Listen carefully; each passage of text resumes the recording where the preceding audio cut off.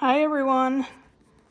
Today I wanted to go over what I use for laundry for my hair and for stain remover and makeup remover.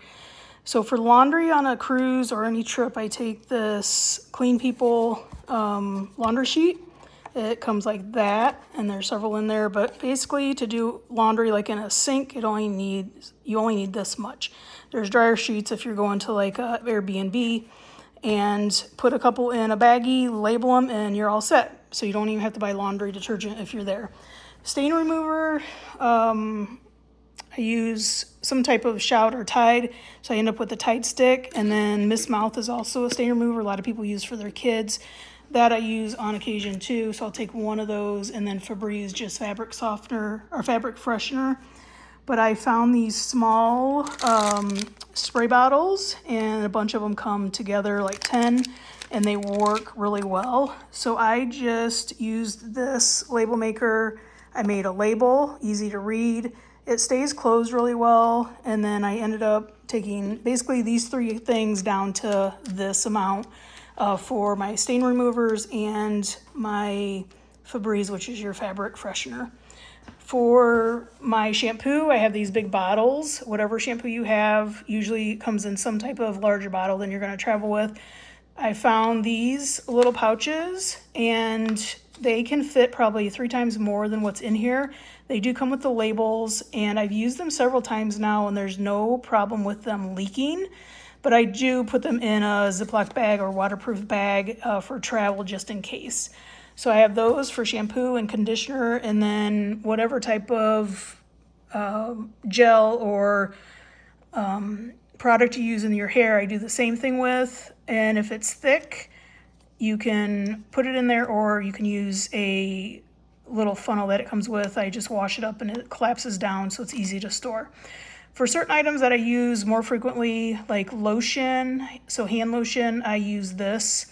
And this comes with a little strap across it, and it holds a lot of pressure. So it won't open if your bag gets, sat on or something.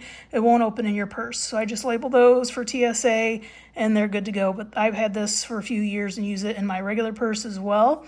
And I think it works out great. So I also put my gel in there because it's thicker. So I use this funnel for this as well.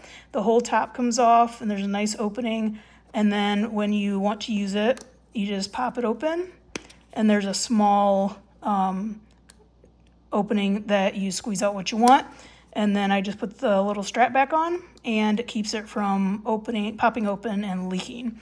So sometimes I need my hair to be a little bit more damp, but I don't want to wash it in the shower. So I use this little travel bottle, and then I just fill it up when I get there. So it really just takes a little bit of space and not much time or energy. Makeup remover, I use 2 things. So I use this for my eyes, and that's a doTERRA product. It's oil, so I put the oil in the bottom of this little jewelry bag, and I cut the Q-tips in half, and that's what I use to get the mascara off. So I travel with this instead of a small glass bottle. Even though it's small and it's TSA approved, I just don't want to travel with anything glass. And instead of taking this in a pouch, I found these, and I use these. So I take like 1 a day, and then that is all you need. The last thing I travel with is washcloths that are disposable. So in Europe, they don't carry, they don't put any washcloths in the bathrooms. So if you normally use a washcloth, you can take these and then just use one every day and toss them after you're done. They don't fall apart in the shower. They worked really good for me the last couple trips. And I just take a couple extra in case I drop one on the floor. I don't really want to use it. And I just take a couple extra so I have them. So if you like this video or any of the others, please subscribe to my channel, and it'll help me be able to produce more videos. And I'd also appreciate it if you liked my videos, and it'll help me to make some additional ones and provide you with more information. If you have any questions, please leave them in the comments, and I'll get back to you. Thank you very much.